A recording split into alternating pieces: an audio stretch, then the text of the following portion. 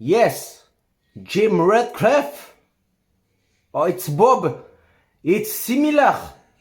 We have a problem with Patrick Vieira. Yes.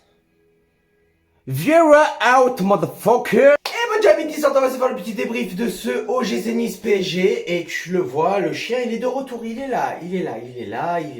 Qu'est-ce que tu veux faire? Donc, pour les pronos gagnants, il y a des gains. On est d'accord, 3-0 contre Paris, on l'avait pas vu, personne ne l'avait vu. Mais on n'oublie pas le petit partenariat avec Alura Shop. Et si tu veux bénéficier de ces magnifiques masques de Alura Shop, je parle pas au paillasou, à 12,90 € sur le site internet, avec mon code promo TonySa10, tu bénéficies de 10% et ça t'enlève,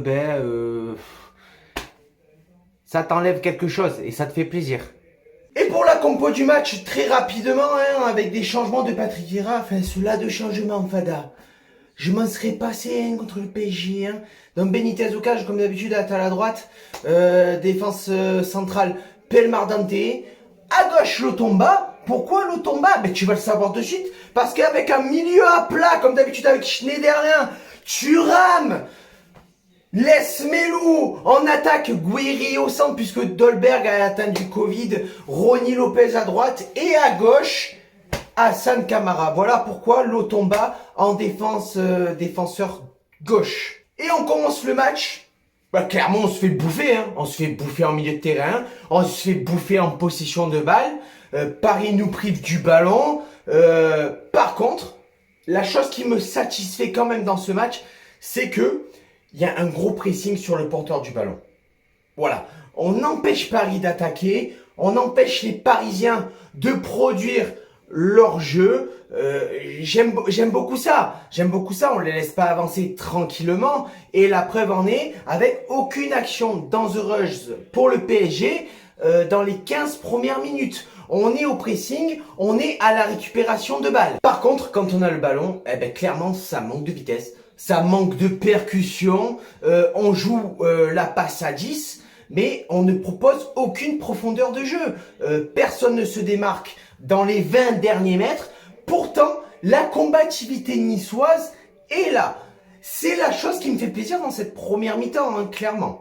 Et à la 19e minute, frappe lourde de Morgan Schneiderlin. Navas la détourne en corner. Schneiderlin n'est pas attaqué. Il tente sa chance. Et c'est là la clé du match. À 0-0 à la 20e minute. C'est le fait de ne pas être attaqué. Et putain, t'envoies papa. Tu fais des frappes lourdes. Tu tentes ta chance. C'est là la différence qu'on va la faire en fait. Parce que en attaque, comme d'habitude. Ensuite, à la 22e minute, Taguay qui sort sur blessure. Donc, Ander Herrera rentre. La bonne nouvelle dans cette première mi-temps, c'est que on arrive à contenir les attaques du PSG. On arrive à les faire reculer. On a des situations de jeu, des situations de fait du PSG, du côté du PSG, mais aucune dangerosité jusqu'à présent. Certes, la possession, les centres, les frappes sont supérieures pour le PSG, mais l'action la plus dangereuse, c'est celle de Schneiderlin à la 19e minute. À la 33e minute, un 1 contre 1 avec Ronny Lopez qui enchaîne une frappe enroulée. Ça passe juste à côté et c'est là, Ronny Lopez il tente, mais on doit tous tenter à l'image de Ronny Lopez en 1 contre 1. Ronny Lopez il aime ça les 1 contre 1. Schneiderlin qui frappe de loin, c'est la solution. On n'arrive pas à avancer dans le camp du PSG, donc il faut tenter les frappes de loin. C'est la seule chose à faire. Il faut tenter les provocations. Ronny Lopez est capable de le faire. Il faut tenter les provocations pour pouvoir percuter en surface de réparation, quitte à obtenir un penalty. Et le penalty, on va en revenir. Parce que malgré tout, au final, on fait bonne figure. C'est juste que, en attaque, on n'est pas percutant. Il y a de la place. Il faut mettre plus de rythme dans cette mi-temps puisque le PSG n'arrive pas à imposer son rythme.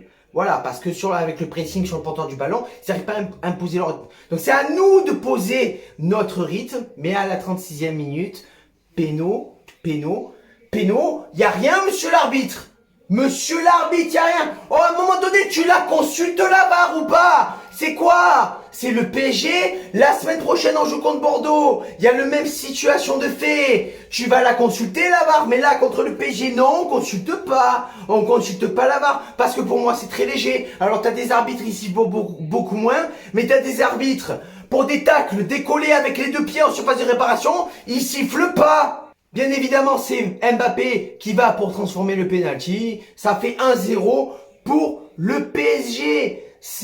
Mais c'est magnifique, c'est magnifique, c'est magnifique. Parce que vraiment, et là, c'est là, à ce moment-là, que les gros moments, les gros temps forts du PSG arrivent, hein, à la 40e minute sur un corner. Le poteau pour le PSG, encore une fois, sur des coups de pied arrêtés, on se fait casser le cul. On n'a toujours pas réglé ce problème. Patrick Vieira, qu'est-ce que tu fous à l'entraînement avec tes joueurs? Est-ce que vous buvez un Ténerner?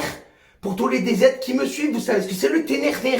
Hein, à un moment donné, c'est trop.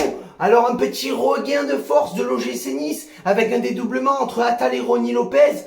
Attal qui percute, qui récupère le ballon, qui frappe. Mais Navas, sur ce match, il est au-dessus. Navas est au-dessus. La fin de première mi-temps est assez rythmée. C'est le PSG qui trouve les solutions, qui pousse pour faire le break. Et le break est fait avec Mbappé qui dribble, qui perce, il frappe. Benitez relâche le ballon et c'est Di Maria qui est derrière, qui suit l'action et qui marque le deuxième but. On rentre à la première mi-temps avec 2-0. On repart à la deuxième mi-temps, à la 46e minute. Centre de Camara, Thuram, il se jette pas sur le centre de Camara. Jette-toi, papa. Jette-toi, papa. Jette-toi, papa, sur le centre de Camara. Jette-toi. Putain, à la 52e, Attal qui percute, Attal qui provoque, qui frappe. Mais encore une fois, Navas qui est au-dessus dans ce match. Navas qui sort l'arrêt. Navas de grande qualité ce soir, enfin cet après-midi dans ce match. Alors après, on a un début de deuxième mi-temps plus agressif, plus percutant de l'OGC Nice. On trouve des solutions offensives, mais ça manque de finition. Ça manque de finition. À la 57e, Thuram qui sort pour faire entrer Sylvestre. Lotomba qui sort pour faire entrer Ndoye dans l'axe. Dans l'axe. T'es sérieux, papa? Tu fais rentrer Ndoye dans l'axe pour mettre Guiri à gauche et laisser Rony Lopez à droite.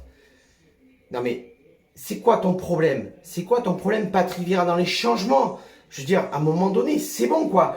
Parce que, heureusement qu'on a encore un grand Benitez qui sort des parades, parce que sinon, on est mort. On est mort. À la 60e minute, frappe de Pierre Lesmelou qui passe, mais juste à côté, vraiment pas loin. Je crois un des meilleurs faits de jeu de Pierre Lesmelou dans ce match, hein, clairement. Mais il faut tenter plus de frappes dans le deuxième rideau. Il faut tenter, le milieu doit participer à l'attaque et permuter et transmettre à Guiri, à Rony Lopez, à Hassan Camara. Il faut tenter beaucoup plus de choses. À la 63e minute, pardon, Mbappé qui utilise sa vitesse, qui fait la différence. Mais Dante est là en sentinelle parce que Attal, il a été cuit. Attal, cuit complet face à Mbappé. Heureusement que Dante est là pour sauver les meubles parce que sinon, à partir de ce moment-là, ça fait 3-0. Mais le 3-0, il va venir. T'inquiète pas, 66e minute, encore sur un coup de pied arrêté, un coup franc du PSG. Personne ne coupe la trajectoire, à part Marquinhos. Ça fait but, encore passif, sur un coup de pied arrêté. Oh, qu'est-ce que tu branles, Patrick? Oh, Patoche!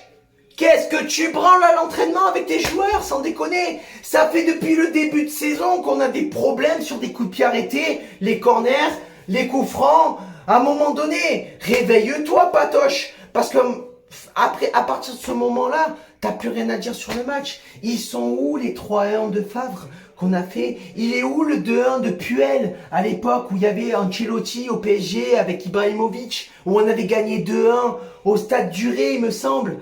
Hein, ils sont où ces putains de matchs qu'on arrivait à sortir contre le PSG? Ils sont où? Ils sont où? Et donc pour mon top 3, ben mon top 3, enfin je vais sortir surtout les joueurs pour moi qui se sont un peu détachés du match. Hein, évidemment, Benitez, comme d'habitude. Comme d'habitude. Benitez, on l'a pas, on se prend 7 à 9 buts par match. Clairement. Eh ouais, j'abuse, mais bon, c'est comme ça. Hein, Dante qui a fait encore des sauvetages exceptionnels. Camara qui a fait ce qu'il a pu sur un poste qui n'est pas le sien. Camara qui a fait ce qu'il a pu. Amingwiri qui a essayé, qui a tenté. Bon, c'était pas top, mais il a tenté. Hein? Patrick Vieira, c'est quoi ton problème avec Trouillet? Mais il a fait des choses avec ta mère, il a volé ta Mercedes, il a braqué ta maison. Qu'est-ce qu'il a, Trouillet? Pourquoi tu le fais pas rentrer? C'est le seul, on l'a vu dans les matchs de préparation, qui arrive à mettre le jeu vers l'avant, qui arrive à produire du jeu, qui arrive à projeter les attaquants. Sur ce, amis Nizar, c'est la fin du débrief de ce OGC Nice PSG. Tu peux déjà mettre le prono gagnant pour Bordeaux OGC Nice sur ce Job Viva la Bayeta et Issa Nissa.